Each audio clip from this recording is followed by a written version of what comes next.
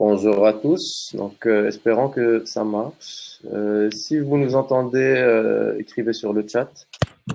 Ça serait déjà un bon début, je pense. Ah, ça marche, on a notre première réponse. Ok, super. Tu- Déjà, bonjour à tous merci Pierre, merci Arthur d'être venu pour ce premier webinaire de Nimbleways. Ça nous fait extrêmement plaisir de vous accueillir. Alors, Arthur est en direct avec nous de Paris, Pierre est en direct avec nous de San Francisco. On a réussi à faire en sorte que ça s'arrange.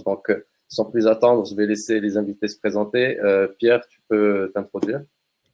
Ouais, bonjour. Moi je m'appelle Pierre Amelot, je suis product design lead dans une startup californienne qui s'appelle Ouster et qui crée des lidars. Donc je vais parler un peu de ce qu'on fait et des méthodes UX qu'on a utilisées dans les 2 dernières années. Ok, super. Arthur, c'est à ton tour. Ouais, bonjour à tous, Arthur Guillermin-Azan. Moi, je dirige un pôle design dans une agence digitale. Alors, dans mon pôle, on a une vingtaine de personnes et on est spécialisé dans du design de produits, design de services et également tout ce qui est branding, identité graphique. Je vais vous présenter l'ensemble des méthodologies liées au design system qu'on a pu mettre en place dans notre agence pour nos clients. Voilà. Ok, Et du coup, Hubert, tu veux que j'enchaîne directement ou tu voulais introduire un petit peu Bah ouais. l'honneur. Non, je pense que justement, on va introduire directement pour pas perdre beaucoup de temps. Justement, le sujet il est déjà assez intéressant, c'est pas la peine de perdre plus de temps. Pierre, je te laisse non, Arthur, je te laisse commencer plutôt. Pierre, je vais te retirer de scène, comme ça, on le laisse présenter. Et Hop, je vais partager mon écran. Voilà. Ok. Bon, la fameuse question qu'on pose tout le temps, c'est est-ce que vous voyez bien mon écran? Et comme je peux pas voir votre réponse, j'espère que Zouer, tu peux me faire un petit retour auditif si jamais tu ouais, vois bien l'écran. Ok, cool. Eh ben, je vais vous parler design system. Je vais vous parler principalement du design system comme garant de la maîtrise d'une image de marque d'une entreprise. C'est très important aujourd'hui quand on est une entreprise de pouvoir maîtriser son image de marque, maîtriser son ton de communication, maîtriser son positionnement. On sait que voilà, potentiellement, en fonction de la taille des entreprises, et des intervenants qui eux-mêmes manipulent potentiellement l'identité de la marque, il peut y avoir au fil du temps des déperditions ou en tout cas une image de marque qui n'est plus maîtrisée. Donc du coup, je vais me représenter. Voilà, Arthur Guérin-Azan, je dirige une équipe de design chez Arneo, qui est agence digitale à Paris. Agence digitale d'ailleurs qui ne fait pas que du design, on fait également beaucoup de développement. On fait des applications, on fait des applications mobiles, métiers, intranet, extranet, site internet. Et on a des équipes de performance qui sont chargées de monitorer tout ce qui est la partie performance analytics des projets qu'on produit. Et on a également des consultants. J'ai 20 minutes pour vous parler de design system, c'est assez court, je pourrais des heures. Je vais vous rappeler ce que c'est pour ceux qui ne savent pas rapidement comment c'est construit, comment ça fonctionne et comment on peut les implémenter dans l'entreprise. Je vais vous faire une petite démonstration d'un design system en action, ou en tout cas de notre manière d'utiliser un design system, parce qu'il y a plein de manières, vous allez le voir, d'utiliser un design system. Donc, design system, je ne pourrais pas commencer à vous expliquer ce que c'est qu'un design system sans vous parler des différents principes de design visuel que nous, agences digitales, et nous, designers, quand on travaille sur un projet. Il y a 4 principes qu'on a listés. Le premier, c'est la notion de prédiction. Aujourd'hui, un design, pour qu'il soit le plus rapidement aux utilisateurs, il doit être prédictif, il doit être familier avec des usages que les utilisateurs ont aujourd'hui. On ne doit pas inventer la roue. L'objectif, c'est vraiment de garder des codes et des normes utilisés par les utilisateurs. Ensuite, il y a une notion de cohérence. Cohérence, pourquoi? Parce que nous, en tant qu'agence, lorsqu'on travaille avec une entreprise, on est souvent amené à réutiliser une identité graphique, une charte graphique de l'entreprise. Et pour ça, en fait, on recrée cette charte dans notre design system. On garde en fait l'ensemble de la cohérence de cette charte pour créer une vraie harmonie de l'ensemble des composants d'un projet. Et c'est pour ça qu'on va essayer de réutiliser une même grille, une même architecture des éléments ou les mêmes éléments au fur et à mesure dans le projet sur lequel on travaille. Le troisième est extrêmement important à mes yeux, c'est la notion d'adaptabilité. Aujourd'hui, on ne peut pas penser le design comme étant quelque chose de fixe. Le design est en perpétuel mouvement. Le design doit s'adapter aux différents âges, aux différentes tailles d'écran. Aujourd'hui, voilà, on ne peut plus designer sur un seul et même écran. On est sans cesse obligé de s'adapter à différentes typologies, scalabilité d'écran, qu'on design pour une montre jusqu'à une télévision et j'en passe. Donc, l'objectif, c'est de ne pas recréer à chaque fois des composants graphiques. L'objectif, c'est de le penser une fois et de bien l'imaginer, bien le penser pour qu'il puisse s'adapter sur l'ensemble des composants. Et ensuite, le dernier, c'est une notion assez récente qu'on a implémentée, la notion de frugalité. Pourquoi? Parce que un design, lorsqu'on l'imagine, on a toujours de mettre beaucoup plus, de mettre beaucoup d'éléments, que ça ait un vrai impact visuel. Pour que ce soit clair, il faut avoir en tête l'idée du less is more. Il faut vraiment qu'on imagine le juste nombre de composants pour être comme étant adaptés au projet qu'on veut réaliser. Donc, pas plus, pas moins, c'est ça la notion de qualité qu'on essaie de mettre sur l'ensemble de nos.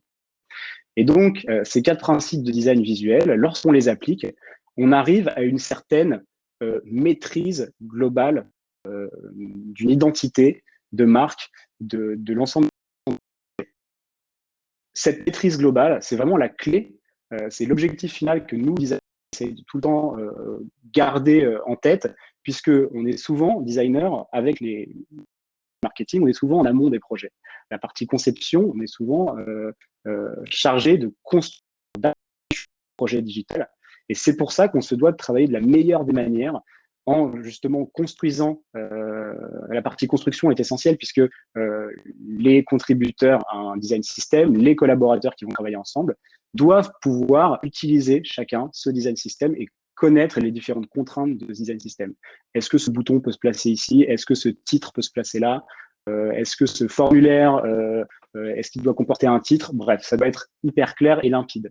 Ensuite, il y a la notion de transmission. Chaque designer chez nous doit être en capacité de pouvoir instruire un autre designer qui vient monter sur un projet, ou alors une personne qui ne fait pas de design, mais qui est en capacité de pouvoir visualiser les éléments graphiques qu'on a pu produire. Donc, la notion de transmission de savoir, elle est essentielle, juste pour qu'il y ait une continuité dans l'apprentissage du design system et qu'on puisse passer les bons messages. Et enfin, et ça a été une notion hyper clé pendant la période un peu sombre qu'on est en train de vivre, la notion de collaboration, puisque on a été amené à travailler chacun chez soi pendant quelques mois. Beaucoup d'entre nous encore, on est à distance, on est en télétravail, et la notion de collaboration, elle est essentielle sur tous nos projets. On n'a pas attendu le confinement pour travailler de manière collaborative. Et aujourd'hui, il y a des outils qui nous permettent de travailler de cette manière-là. Et c'est juste une question d'organisation et de méthode de travail. Et donc, les méthodes qu'on met en place servent vraiment des collaborateurs de l'équipe design de maîtriser un design system et le faire grandir avec les équipes non design.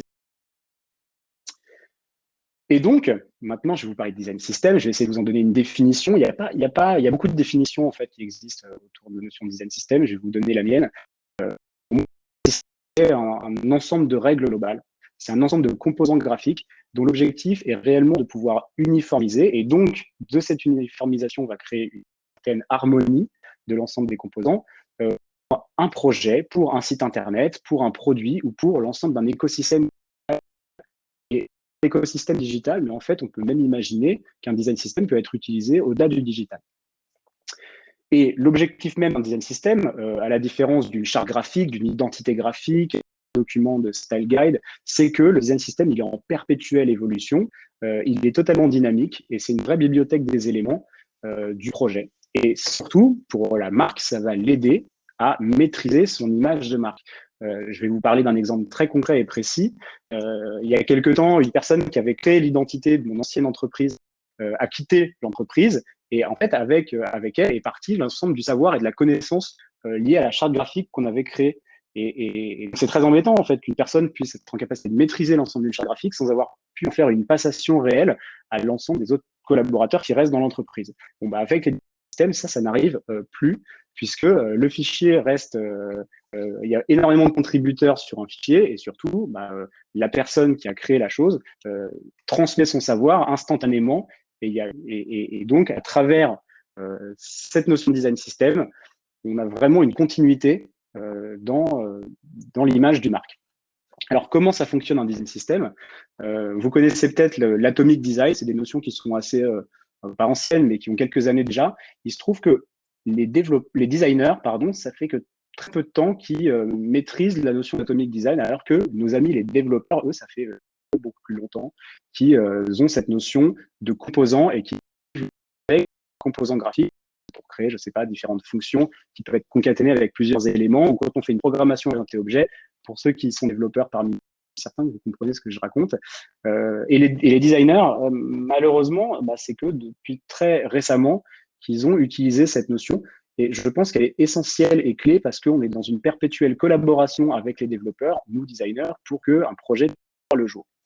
Pour ça, on doit comprendre les problématiques techniques et c'est pour ça qu'on a mis en place cette notion de design qui est de penser chaque élément d'un projet comme étant une sorte de blocs de briques qui vont venir s'emboîter entre elles pour construire à la fin des pages. Et c'est important de rappeler qu'en faisant cette c'est pas pour autant qu'on enlève notre créativité. Hein, souvent, on a l'image d'un designer qui en fait un petit peu qu'à sa tête, qui est très créatif, qui ne respecte que très peu de normes, mais qui à la fin produit des choses extrêmement jolies, qualitatives, qui remportent un prix. Oui, mais nous, ce qu'on souhaite, c'est que l'utilisateur reste quand même au centre de l'expérience, que la marque sur laquelle on travaille soit respectée, et c'est pour ça qu'on utilise cette méthodologie-là, et je vais vous en faire une démonstration. Donc, les atomes, concrètement, c'est le petit état de la matière. En l'occurrence, sur le design, on a à l'écran un rectangle avec, qui est de couleur rouge avec des bords arrondis et du texte. Lorsqu'on va combiner ces atomes entre eux, on va en créer un organisme. Hein, et ce bouton va pouvoir parfaitement vivre dans un autre élément qui, lui, est une barre de navigation, un header. Ce header, on va pouvoir le retrouver en haut de la page, de différents templates ou gabarits de pages qu'on aura pu produire. Imaginez tous les ensembles des éléments qui composent cette page-là sont des composants qu'on a eux-mêmes créés avec des atomes, des molécules. Et ensuite, à la fin, on est en capacité de décliner plusieurs pages. Concrètement, voilà comment fonctionne l'atomic design. Alors, quelques citations, parce que j'aime beaucoup les citations et ça résume parfois beaucoup de choses. Une citation un petit peu modifiée de feu Steve Jobs. Like design system is how it works. Pourquoi? Parce que c'est pas tout de vouloir dire qu'on veut mettre en place un design system.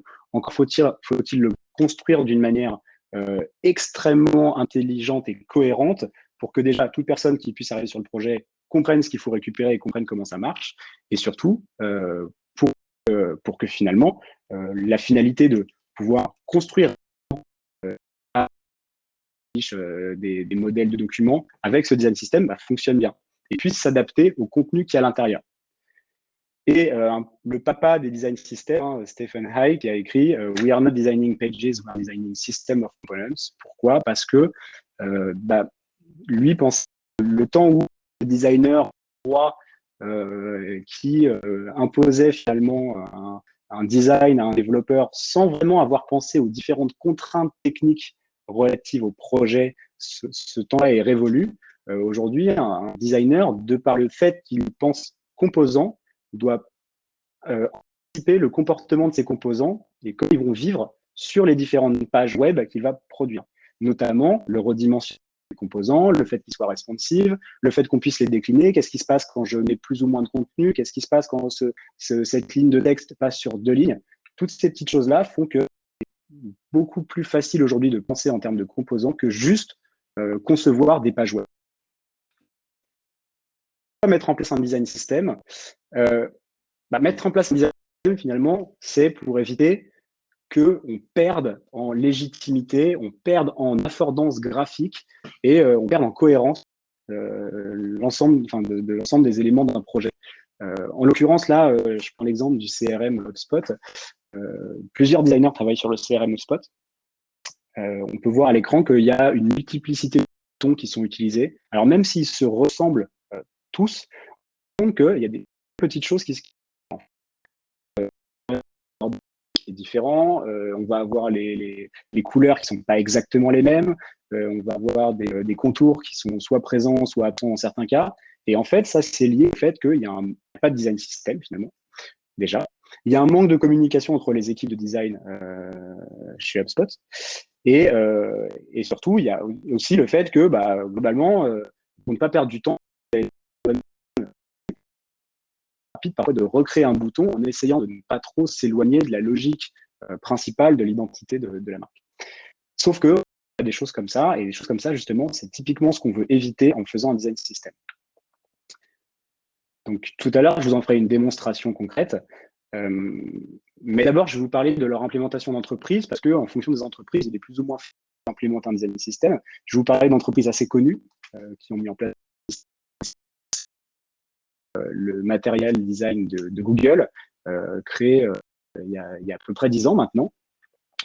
Et ça, Google, on ne se rendait pas encore compte à l'époque, mais Google a créé un langage visuel, un vrai langage visuel à travers le matériel design. Il a visé à uniformiser de comportements qu'on avait dans le digital. Et du coup, il est encore utilisé aujourd'hui. Que Google récemment a lancé le Material Taming qui vise à rendre disponible pour n'importe quelle marque le matériel design de Google en l'adaptant à l'identité de la marque. Alors, en faisant ça, ils viennent contraindre, entre guillemets, le comportement, puisque c'est à partir des composants pensés par Google, mais pouvoir quand même facilement y adosser des couleurs, des typographies, tout en respectant le matériel UI de... J'aime beaucoup celui d'Airbnb. Airbnb, ils ont pensé leur design system comme étant adaptable non seulement de l'écran du téléphone, pour vérifier qu'il y avait une vraie cohérence graphique en fonction de la taille du téléphone, mais surtout, leur principale problématique, c'était le fait d'avoir à gérer énormément de langages différents. Et vous le savez, il y a certains langages qui nécessitent peu de caractères pour dire il y a beaucoup de caractères.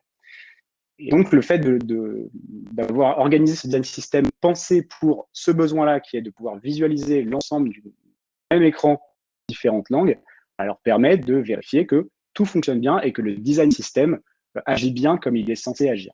C'est ça aussi le principe d'un design system, c'est de pouvoir anticiper des comportements qui, lorsqu'ils vont être codés, ça va être beaucoup plus complexe de revenir en arrière pour dire non, en design, il y avait un problème de conception. L'objectif, c'est vraiment de pouvoir anticiper ces problèmes-là dès la partie conception de l'application, avant même d'avoir codé une ligne de code. Uber a rendu public récemment son design system. Alors là, il est immense, évidemment. Là, c'en est une toute petite partie, un focus sur les boutons. Mais déjà, vous voyez que lorsqu'on parle d'un bouton chez Uber, il y a juste un bouton. Une déclinaison de différentes catégories de boutons. On a des boutons principaux, des boutons secondaires, des boutons tertiaires, avec tous les états relatifs aux boutons, parce que tous ces états-là doivent être forcément anticipés. L'état normal, l'état hover, l'état actif, l'état focus, l'état désactivé. Bref, l'objectif, c'est de pouvoir avoir une vraie bibliothèque de l'ensemble de ces éléments. Et par exemple, si demain, Uber décide de remplacer sa couleur noire par une couleur rouge, par exemple, l'objectif du design, c'est de le changer. Se transforme en rouge automatiquement. Là où avant, on devait faire un travail de fourmi pour aller récupérer chaque élément dans chaque fichier pour ensuite lui modifier sa couleur indépendamment. Ça n'existe plus avec la notion de design system. Et ensuite, je vous montre des design systems que nous, on a réalisés pour des marques que vous connaissez peut-être, notamment la marque Tissot qui a fait appel à nous pour concevoir l'ensemble de leur nouvelle identité et du site e-commerce Tissot qui est d'ailleurs actuellement en ligne, tissot.com. On a profité finalement de ça pour créer le design system Tissot avec les bonnes couleurs, les bonnes typographies, les bons icônes. On a choisi des typographies qui justement étaient traductibles. On a pensé, c'est une petite partie que je vous montre, on a pensé tous les états, des cards, des menus, des choses comme ça. On travaille aussi avec Total, où là, pour la partie extranet de Total, on est en train de reconcevoir le design system. Donc là, c'est pareil, c'est une toute petite partie. On peut voir les différents logos utilisés, les icônes utilisées, une notion de sémantique, les couleurs. Là, on a le header en taille desktop et en taille mobile, et le footer et d'autres éléments graphiques du projet.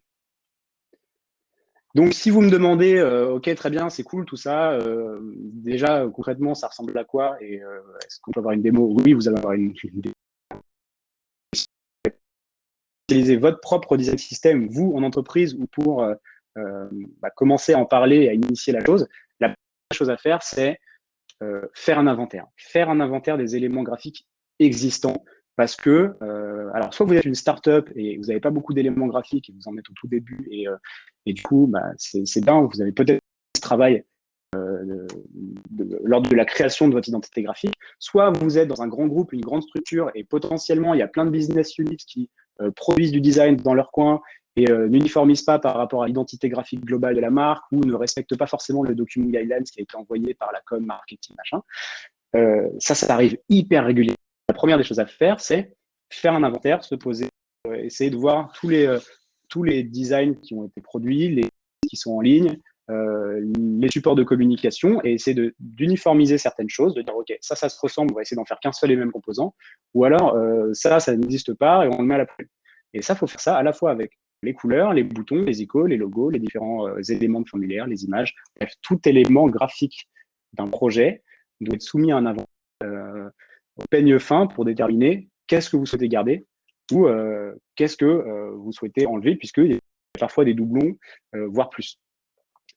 Et une fois que vous avez fait ça, eh ben, vous construisez votre design system. Alors, l'objectif de ce webinaire, c'est pas de vous montrer comment faire un design system, c'est de vous en parler un petit peu et de savoir comment le design system peut être garant d'une bonne image de marque. Et pour ça, puisqu'en ce moment même, on est en train de travailler sur le design system. Alors, c'est pas ça. Sur le design system de notre futur site internet, qui n'est pas encore en ligne. On est en train de travailler sur la conception du site internet. Donc là, je vous montre notre fichier de travail, pages qui ont été créées. Alors, pour un site d'agence, hein, c'est assez classique. On a une idée, on a un positionnement, on a un logo, on a des case studies pour présenter nos réalisations, on a des articles, on a des expertises et on présente des expertises. Voilà. L'objectif de tout ça, vous voyez que les pages ont une même identité graphique globale. Pour autant, elles sont un petit peu toutes différentes. Ce que vous voyez peut-être pas, c'est que chaque page a été créée avec des composants qui sont listés avec précision dans un design system. Et là, je vous montre le design system de ce projet-là, le plus gros design system qu'on ait construit à date. Donc là, vous voyez les éléments du logo avec les différentes couleurs du logo, les autres logos qu'on peut utiliser, la grille, la grille en desktop, la grille en mobile, les différentes icônes ou formes utilisées. Les différents éléments de formulaire avec tous les états de formulaire, l'état normal, l'état cliqué, l'état avec une erreur, l'état où je suis en train de contenu dedans, l'état focus. Bref, on va construire ces trucs-là au fur et à mesure. Tous les icônes utilisées, les différents boutons avec tous les états des boutons. Si je vous montre ça, c'est vraiment pour vous montrer la succession. On commence toujours par le plus petit état, on commence par l'atome, et derrière, on va construire des molécules, on va construire des blocs. Donc là, on a les blocs d'application, et à la fin, on a les organismes, hein, les grands blocs qui nous permettent de construire des pages. Donc là, voilà, j'ai plusieurs types de blocs. Et si demain, par exemple, je dois créer une nouvelle page sur le site Internet, eh ben, c'est aussi simple que de pouvoir... alors, j'ai une vidéo qui a été accélérée, mais s'il me reste un peu de temps, je vais vous le montrer tout de suite en action. Donc là, je vais créer une vide. Je vais vous la mettre Il te reste 2 minutes, Arthur. C'est parfait, 2 minutes pour vous montrer ce que j'ai à vous montrer. Voilà, on va construire une page web en 2 minutes. Donc voilà, je prends une frame qui est vide. Je vais rechercher dans la liste de mes composants mon header. Je vais commencer ma page par mon header. Il est là. Il est déjà préécrit parce que le header du site il change rarement. Il est responsive, hein, je peux le redimensionner et la taille fonctionne bien. Si demain je décide d'enlever par exemple une entrée de mon header, il me suffit de la supprimer ici et automatiquement ça ne casse pas mon design, il ne va pas y avoir un trou blanc au milieu du design. Et ensuite, si je veux rajouter des différents blocs, je vais appeler les différents blocs de mon projet. Par exemple, je veux un bloc titre. Donc, je positionne mon bloc titre ici, je le positionne bien. Hop, je vais pouvoir changer rapidement le titre. Design. OK. Bon, j'aurais pu changer tous les textes, évidemment. Et là, tiens, j'ai un article sur le webinar que je veux poster juste après le webinar. Donc là, je vais avoir un titre, je vais avoir du texte. Vous voyez que je peux supprimer ou non certaines parties, redimensionne bien de manière harmonieuse sans que ça casse la page. Et je peux vraiment construire une page comme ça. Et en même temps, je réutilise des blocs existants et je ne casse pas la structure de l'identité de ma marque. Je la maîtrise puisque je l'ai pensée comme étant fluide et flexible. Voilà. Et donc, je pourrais très bien construire une page complète juste en cliquant et glissant certains blocs et, en changeant des textes ici. Les éléments viennent se redimensionner parce qu'ils ont été pensés comme ça. Et ça, l'avantage, c'est qu'un designer peut le faire, mais une autre personne peut le faire aussi. C'est aussi simple que cliquer, glisser et de changer du texte. Et que derrière, on a une page qui est en 2 minutes en utilisant les codes graphiques de la marque. Voilà pour moi. Je ne sais pas si on pose des questions maintenant ou si on attend que tout le monde ait parlé, mais en tout cas, je vous remercie. En tout cas, merci pour toi, Arthur. C'était génial. Je comptais te poser des questions, mais apparemment, il y en a déjà 2 dans le chat. Donc, on va commencer par la première. C'est comment faire en sorte que les éléments atomes, molécules, etc. soient cohérents? Existe-t-il des méthodologies? Ça, c'est une question posée par Badr. Alors, il existe évidemment des méthodologies. Il faudrait plus de 15 minutes pour vous les dire. Déjà, il faut savoir ce qu'on doit créer. Imaginons par exemple que tu souhaites créer un bouton.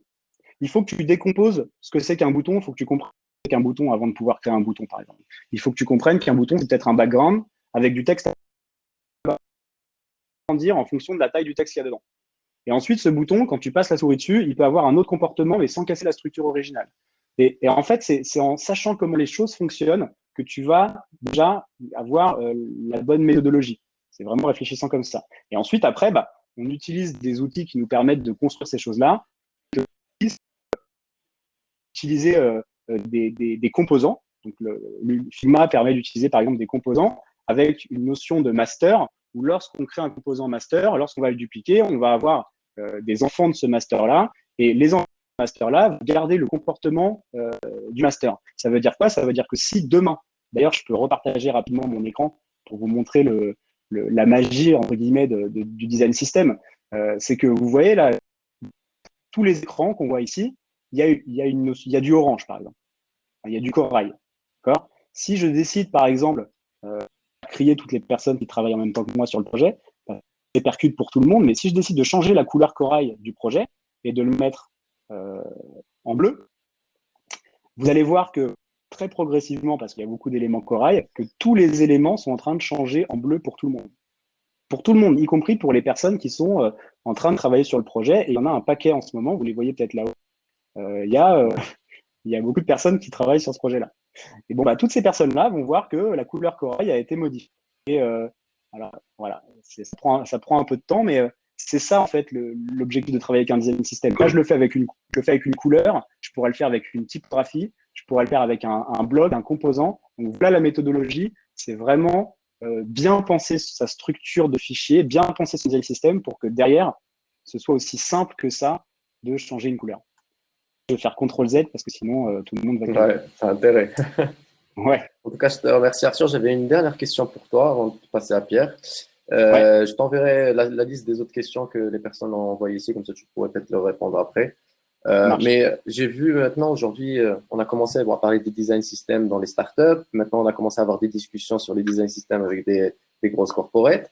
Et il y a même aujourd'hui des discussions et des réalisations de design system au niveau gouvernemental. Par exemple, il y a le gouvernement français qui a lancé le nouveau design system pour la France il y a quelques mois. Et justement, j'aimerais bien avoir ton avis là-dessus. Et plus précisément, est-ce que pour toi, il y a une spécificité ou une différence pour les design systems, on va dire, de gouvernement? Et comment nous, par exemple, ou quel premier chantier ou quelle première piste on devrait explorer pour notre pays, par exemple? Est-ce que tu aurais des idées, des conseils, etc. Ce serait hyper présomptueux de ma part, Zouer, de donner des conseils au gouvernement marocain. Le seul truc que moi je peux dire sur le design system français, c'est que je pense que c'était nécessaire parce que d'en créer un, parce que aujourd'hui en France, il y a énormément de services publics et on n'arrive pas souvent à identifier ces services publics comme étant des services publics. Et ça, le gouvernement s'en est rendu compte et s'est dit comment faire en sorte que sur n'importe quel site internet on peut aller, qu'on a affaire à un service public et que c'est géré par l'État français. Et donc, c'est pour ça qu'ils ont créé ce design system. C'était dans une logique avant tout utilisateur. Tu vois, c'est une logique de faire passer l'information. Attention, ce site-là, c'est un site du gouvernement où il y a le gouvernement qui soutient, qui finance, qui est derrière. Ouais. Donc, on a travaillé notamment avec l'Institut national du cancer. On a travaillé notamment avec le musée d'Orsay. Et ben en fait, on pourrait se dire, est-ce que ces musées sont indépendants? Est-ce que le musée d'Orsay est indépendant? Est-ce que le national du cancer, est-ce que c'est quelque chose d'étatique ou est-ce que et en fait, le fait de maintenant avoir le logo République française ou gouvernement français en haut à gauche dans le header, bah ok, ça clarifie tout de suite à qui on a affaire et on sait que on est sur un site du gouvernement entre guillemets. Donc je pense que c'est une bonne chose dans ce sens-là. Et après, bah c'est pour le gouvernement marocain. Je pense qu'effectivement, ça pourrait être quelque chose dans une logique où on doit diffuser un maximum d'informations aux utilisateurs en ligne et que vous avez accès à certains sites pour les identifier rapidement. Un design system, c'est intéressant, tu vois, d'avoir un socle qui permet d'identifier facilement le gouvernement marocain, ça peut être bien. En tout cas, super. Merci beaucoup, Arthur. Je pense que tout le monde a apprécié ta présentation, c'était vraiment instructif. Je te remercie encore et là, je vais inviter Pierre. Merci beaucoup. Je suis allé un peu vite, hein. Désolé. Non, mais c'était parfait. Je pense qu'il y aura une autre, sûrement session. On va peut-être te réinviter pour la suite. Ça marche. Je te remercie encore, Arthur. Hello, Pierre. Hello. Alors, je vais partager présentation aussi. Donnez-moi une petite seconde. En attendant, il y a un petit sondage qu'on a posté. On aimerait bien avoir un peu les profils des personnes qui regardent ce webinaire. Donc, si vous avez une petite seconde pour y répondre, ça nous aiderait bien.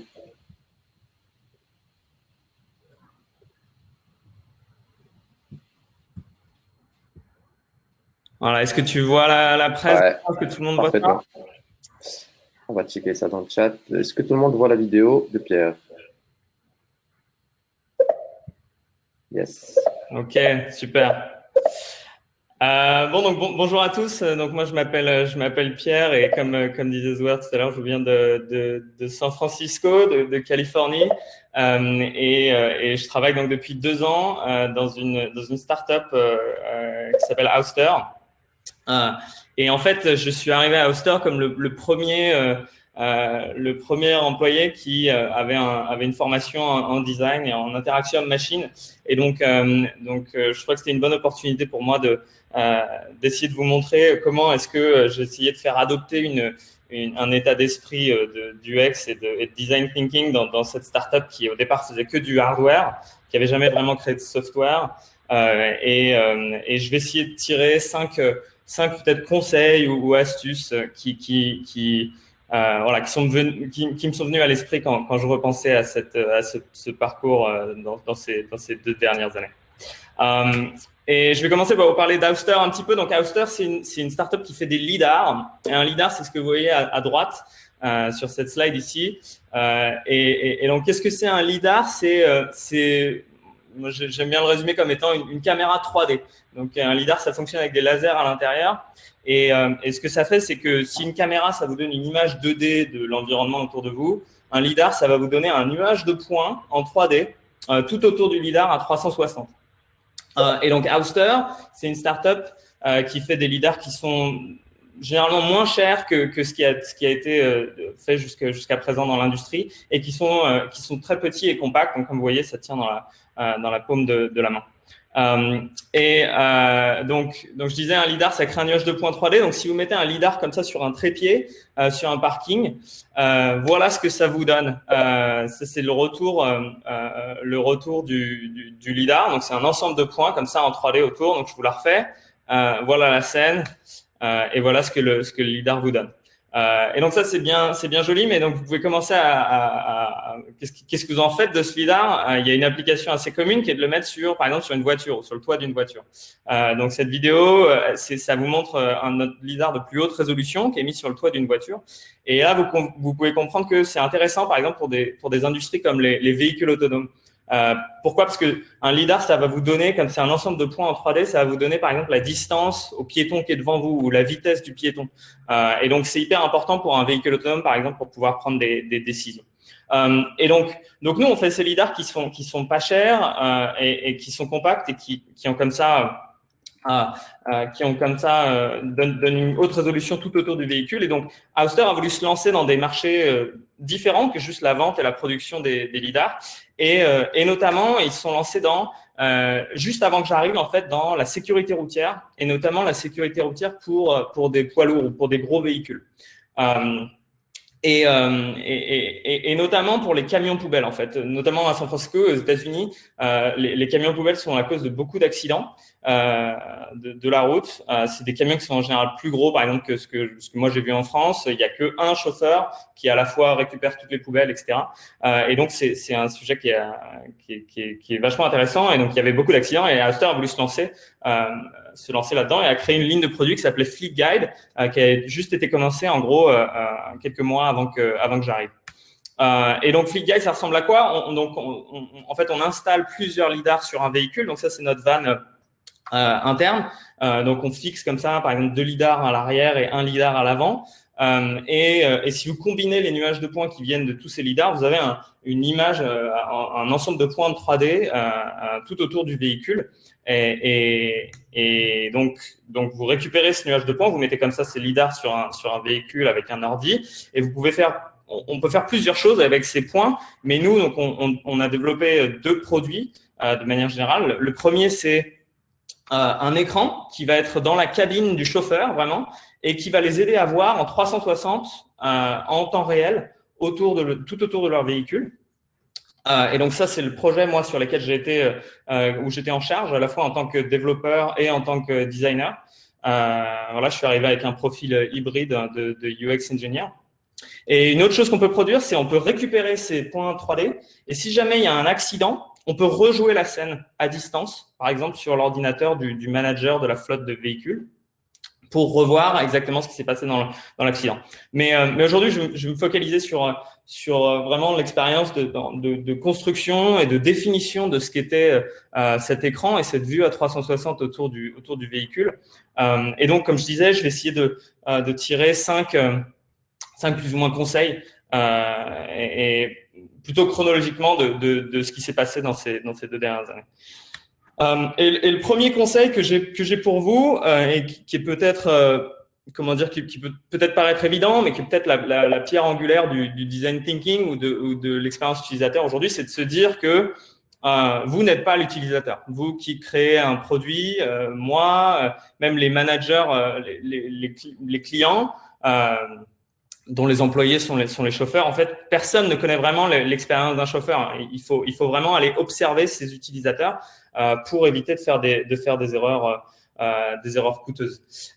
Et donc, pour commencer à vous expliquer ce qu'on a fait, je vais vous montrer le prototype, l'état du prototype, l'état dans lequel était le prototype, moi, quand je suis arrivé.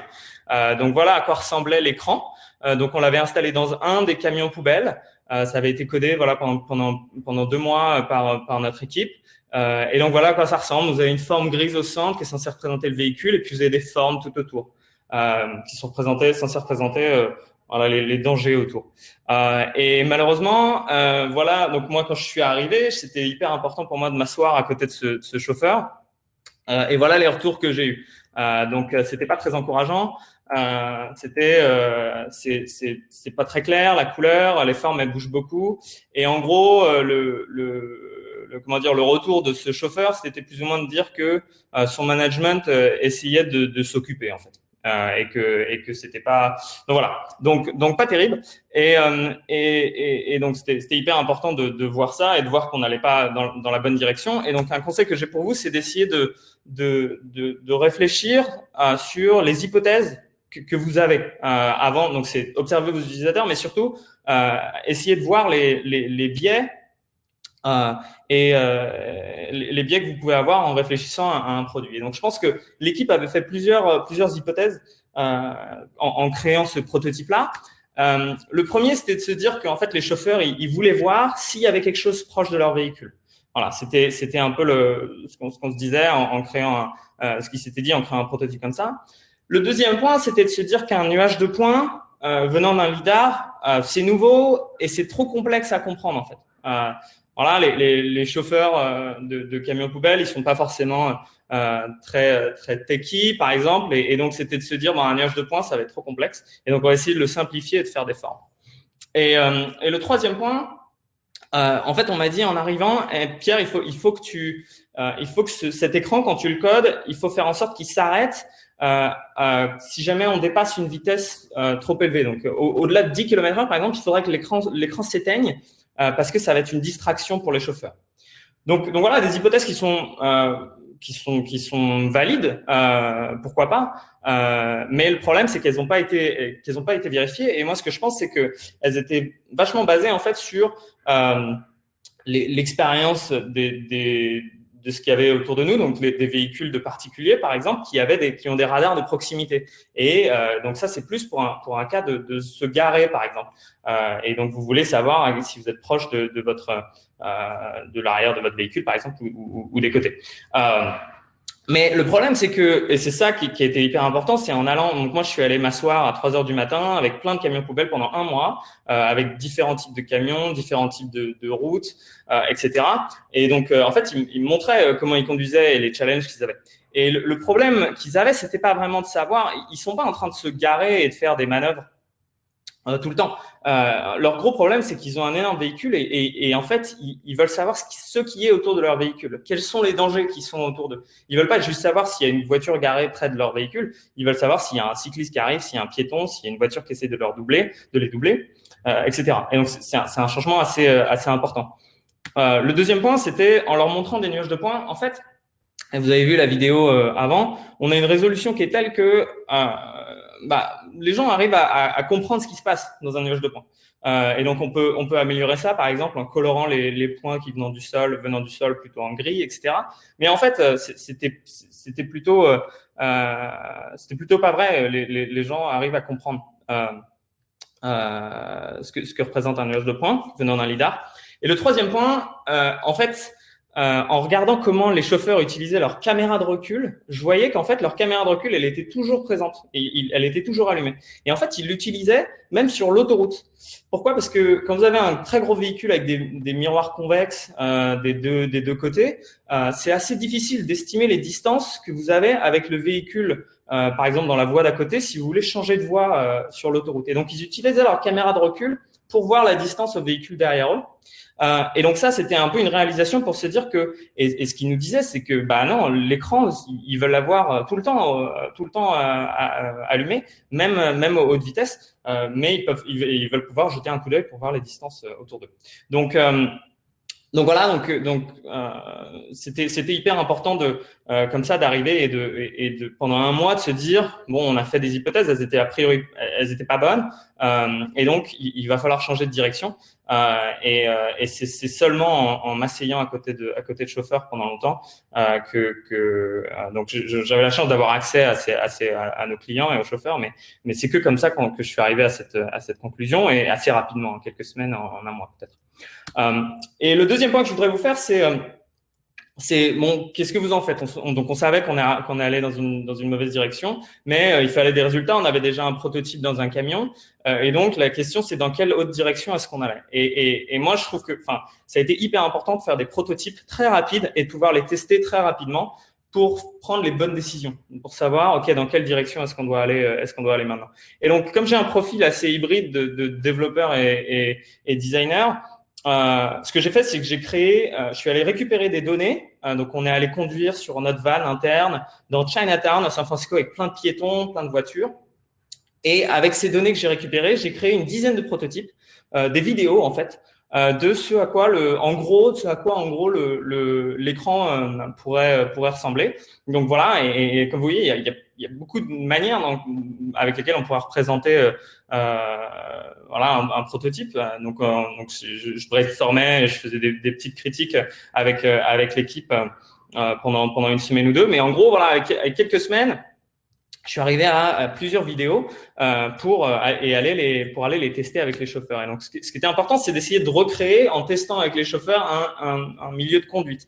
Donc dans les sessions de testing, de user testing que je faisais avec eux, on les a mis dans un van qui était garé. On leur a demandé de prétendre, de faire comme s'ils conduisaient le van. Et j'avais mis 2 ordinateurs, Le numéro 1 que vous voyez là, c'était pour montrer ce qu'il verrait sur le pare-brise. Donc, on avait mis une GoPro quand on était allé dans Chinatown. Et donc, ça jouait ce qu'il verrait potentiellement sur le pare-brise. Et l'ordinateur numéro 2, c'était des vidéos de prototypes, des prototypes dont je vous parlais. Et donc, je leur disais, regardez l'ordinateur numéro 1. Et quand je vous le dis, jetez un coup d'œil à l'ordinateur numéro 2 et dites-moi si ça fait sens. Dites-moi si c'est utile, etc. Et ensuite, je leur ai demandé de noter de 1 à 10 à quel point est-ce qu'ils trouvaient que c'était utile. Et voilà les réponses qu'on a eues. Donc, un point, c'est une réponse de 1 à 10. Et ce que vous pouvez voir, c'est qu'il y a eu un prototype qui a gagné le gros lot, en gros, avec 4 réponses en 10, une à 9, une à 8. Et c'était vraiment, et l'idée qui en ressortait, c'était qu'avoir une vue unique, cohérente, à 360, avec le sol coloré en gris pour pouvoir voir les piétons et les voitures, ça résonnait avec les chauffeurs et ils trouvaient que ça serait une super idée pour plus tard. Donc voilà. Donc avec ça, on a eu on avait maintenant une direction claire et je vais vous parler un peu plus des différentes étapes, mais je vais vous montrer aujourd'hui à quoi ressemble l'écran. Et comme vous allez voir, ça ressemble vachement à cette vue-là. Donc aujourd'hui, on a un écran, je vous le présente à droite, où il y a 3 vues possibles que les chauffeurs choisissent. Et là, donc là, c'est utilisé dans un scénario, par exemple, pour reculer. Vous voyez un piéton qui arrive à droite. Donc c'est un écran tactile où les chauffeurs peuvent changer de vue. Donc là, c'est un camion qui est dans un garage, qui veut reculer aussi. Et donc, c'est pour savoir s'il y a des dangers quand il recule. Donc là, on voit qu'il y a 2 voitures qui viennent de part et d'autre. Donc, en plus de reculer, de manière générale, dans la conduite, notre écran, il est utilisé aussi pour savoir, pour être conscient des dangers à 360 autour. Donc là, c'est un cycliste, voilà, qui double sur la droite. Vu sous différentes vues encore. Voilà, un autre cycliste qui arrive, un piéton qui est en train de traverser derrière et une voiture qui essaie de vous doubler. Et enfin, un des scénarios qu'on voit, où on voit utiliser l'écran beaucoup, c'est pour changer de voie sur l'autoroute, donc savoir si vous avez de la place tout autour. Voilà, donc tout ça a été, en fait, on a pu prendre cette décision très rapidement. En gros, en 2 mois, en gros 1 mois de recherche utilisateur, vraiment de s'asseoir avec les chauffeurs, et 1 mois de prototype et de testing. On est arrivé à, voilà, bon, on sait où on doit aller. Alors c'était un peu long pour le coder parce que c'est un écran, donc et on a un ordinateur de bord, donc ça a pris un peu de temps, mais en gros c'était l'idée est la même et les retours sont très bons jusque-là. Et donc, je parlais de choisir, de reconnaître que la direction n'était pas bonne, d'écouter ses utilisateurs, de choisir une direction grâce à des prototypes. Ensuite, moi, ce que je trouve qui a été très important aussi, c'est convaincre les personnes autour de vous, que ce soit votre équipe, que ce soit le management à Ouster, que ce soit le management chez nos clients et les chauffeurs, plutôt le management chez nos clients, c'était hyper important de pouvoir exprimer les problèmes et les retours des chauffeurs. Et donc pour ça, moi je trouve que donc des citations, des photos et des vidéos, c'était hyper important. Et donc à chaque fois que j'allais dans un camion poubelle, j'avais une GoPro qui était là pour enregistrer ce que je voyais et pour enregistrer les tests que je faisais. Et donc les photos, ça permet vraiment de créer un lien avec le management pour essayer de réduire cette distance qu'il y a entre vous et entre n'importe qui et ses chauffeurs. Ensuite, moi, ce que j'aime bien, c'est avoir des slides où je récapitule en chiffres. Je chiffre à quel point on est proche des clients et ça permet de dire, par exemple, à nos clients, vous voyez, on est même peut-être plus proche que vous de vos employés, on est plus proche que vous de vos employés. Par exemple, en montrant qu'on avait passé 150 heures dans les cabines de chauffeurs. Et les vidéos pour montrer les problèmes. Donc, j'ai quelques exemples. Je ne sais pas si le son va passer. Mais donc, ça, c'est une vidéo que j'ai prise en GoPro pour montrer à quel point c'est compliqué de reculer. Donc là, vous voyez le chauffeur, il va regarder toujours à droite à gauche, il va bouger son corps. Et on ne le voit pas parce que son visage est flouté, mais il va regarder les caméras, les différents. Il a 3 miroirs de chaque côté. Et donc voilà, il doit conduire le camion en même temps, il doit bouger ses bras automatisés du camion. Donc, il y a beaucoup de choses à faire. Il n'y a pas énorme, il y a pas beaucoup de visibilité et c'est des manœuvres qui sont compliquées. Et donc voilà, ça justifie le besoin d'avoir une aide de visibilité autour du véhicule. Et un autre point, c'était donc ça c'est pour plus l'observation. Et puis ensuite, j'avais à chaque fois une vidéo pour en testant les prototypes. Et donc, je sais pas si vous allez entendre celle-là. Is that it? That sucks. I don't know what that is. Donc en gros, le chauffeur qui dit c'est de la merde en gros votre truc. Donc ça c'était le prototype qu'on avait au départ de base avec donc le véhicule en gris et puis les formes et le chauffeur nous dit bah c'est nul. Donc ça donne un signal clair à toute l'équipe et à tout le monde de dire bon bah voilà on s'est trompé, faut vraiment qu'on change et au moins c'est un signal clair. Mais après c'est aussi bien donc faut pas cacher ce qui est pas bon, mais par contre faut aussi mettre en valeur ce qui était bon et donc ça c'est un autre tour du même chauffeur. This is probably the best one when it comes to safety and front loader guys. Voilà, qui dit ce sera la meilleure chose qu'on aura en termes de sécurité routière et qu'on pourra avoir pour leur type de véhicule. Donc voilà, donc très encourageant et pareil qui donne un signal clair de c'est là où on doit aller et de convaincre leur management d'aller de l'avant avec nous. Et donc voilà, donc ça c'était convaincre tout le monde de la direction, avoir une direction claire. Ensuite, ce qui a été très important, c'est quand on a commencé à installer les écrans, le vrai, pas juste les prototypes, les vidéos prototypes, c'était de garder un lien très proche avec les chauffeurs pour savoir comment ils utilisaient l'écran, s'il n'y avait pas de problème, etc. Et c'est particulièrement important quand vous commencez. Et donc, on avait plusieurs méthodes pour avoir des retours. Donc, la première, c'est une méthode plutôt quantitative de log, voilà, qui est peut-être plus classique, où là, ça me permettait par exemple de voir sur quelle caméra est-ce que les chauffeurs choisissaient. Donc voilà, donc très très important. Mais peut-être encore plus important pour moi, c'est d'avoir des réponses plus qualitatives. Et donc, ce que je faisais, c'est pour avoir ce lien très fort et fréquent avec eux, je leur envoyais en fait un sondage. Donc dans le cadre d'un diary study tous les jours au début pour les premiers chauffeurs et puis après un peu moins fréquemment, peut-être toutes les semaines, où je leur demandais ok c'était comment, est-ce que vous avez utilisé l'écran aujourd'hui, que 3 ou 4 questions, pas plus. Mais un sondage qu'ils pouvaient utiliser sur leur téléphone. Dans quelle situation est-ce que vous l'avez utilisé? Et puis laisser un texte avec des questions ouvertes pour qu'ils puissent vous dire, par exemple, s'il y a quelque chose qui est décevant ou pas. Et donc ça, c'était hyper important. Et puis ce qu'on a continué à faire, bien sûr, c'est aller s'asseoir à côté des chauffeurs le matin et puis aller voir comment ils l'utilisaient. Et juste pour vous donner un exemple de problème qu'on a vu tout de suite grâce au texto qu'on leur envoyait et au sondage. Donc en novembre 2019, le 13, on a notre deuxième chauffeur où on a installé l'écran de manière permanente qui nous a dit il y a un problème de reflet la journée. Le 19, il nous disait les reflets encore, et il faut qu'il y ait un mode de jour, un mode de nuit. Le 21, SOS, j'utilise l'écran que la nuit. Et donc le 25, on est allé, en fait c'est sur Amazon, hein, on a acheté un film anti-reflet protecteur qu'on a rajouté sur les écrans. Et ça, en fait, on n'aurait jamais pu le savoir vraiment si on n'avait pas ce lien avec le chauffeur, parce que c'est pas facile à voir dans un bureau. Moi, j'avais l'écran j'avais pas trop de reflets au bureau. Et ensuite, la nuit, quand on allait s'asseoir à côté d'eux, en général, on passait la nuit de 3 à 6 heures. C'était en hiver. On avait pareil, on voyait pas la différence qu'il y avait entre le jour et la nuit. Et donc ça, c'était hyper important. Et en décembre, en gros, et à partir de décembre, il y a plus eu de problème. Et donc ça, c'est le chauffeur qui nous disait que l'anti-reflet était super. Voilà. Et donc ça a été c'est un succès. Maintenant, on a une vingtaine de véhicules. Voilà, on en avait 2 en novembre dernier. Donc on grandit et on a des super retours. Et il me reste plus beaucoup de temps, mais je voudrais juste finir par en gros lister peut-être un nombre d'outils que j'ai adoptés moi dans les 2 dernières années.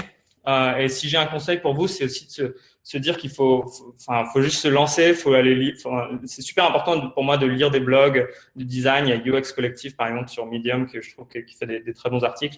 Et juste d'aller tester des outils, de regarder des tutos. Et en général, tout cela ils sont gratuits, en tout cas pour un premier tir. Et donc juste sans rentrer dans le détail, Dovetail c'était hyper important pour pouvoir taguer des retours d'utilisateurs dans des taguer des notes en fait pour les highlighter. Auteur, c'était pour transcrire des vidéos. Typeform, c'est ce qu'on a utilisé pour envoyer les sondages. Timeform, toutes ces réponses de sondage, elles directement dans un Airtable. C'est aussi ce que j'utilise pour suivre la compétition, par exemple, en termes de sécurité routière. Collab, c'est pour partager du code Python au sein de l'équipe. Et puis Figma, voilà, c'était un gros changement. Je pense que je recommande à tout le monde d'utiliser Figma. Je crois que la présentation d'Arthur aussi était très claire là-dessus en termes de scalabilité, de collaboration. Voilà, c'est un outil qui est si vous n'avez pas franchi le pas, je vous le reconseille. Moi, ça change beaucoup de choses, surtout comme je suis le seul designer encore dans l'équipe. Et voilà pour moi. Donc, n'hésitez pas à me contacter si vous avez des questions, mais voilà les conseils. Merci beaucoup. Bah, écoute, là, on va enchaîner sur une ou deux questions. Déjà, je te remercie, c'était génial. Le contenu était exactement ce que je voulais entendre. Et donc, ma première question est en fait spécifique parce que justement, dans les tests utilisateurs, il y a une notion qu'on n'intègre pas forcément dans les discussions, qui est l'aspect culturel des choses. Et par exemple, dans ton cas, tu es français, tu es parti à San Francisco. Donc, peut-être, je ne sais pas à quel point tu as senti une différence culturelle quand tu as fait justement les interactions avec les chauffeurs. Est-ce que le fait que vous soyez de cultures différentes rend le travail justement de test utilisateur plus difficile pour toi, plus difficile car tu vas peut-être moins avoir d'empathie qu'avec quelqu'un de ta propre culture. Je ne sais pas si tu as senti une barrière dans ce sens. Ouais, c'est une bonne question.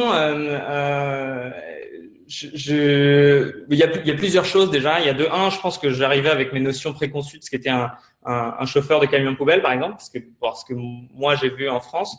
Et donc ce que je disais, c'est pour ça c'est hyper important d'abord d'essayer de se plonger dans l'expérience des utilisateurs là-bas, donc de voir la taille de leur véhicule, le fait qu'il soit tout seul, le fait que par exemple, donc il est tout seul, il va récupérer par exemple les poubelles, c'est le fait que ce soit très physique, j'allais les aider, donc ça m'a permis quand même d'avoir un premier lien, peut-être c'était hyper important avant même de lancer des tests.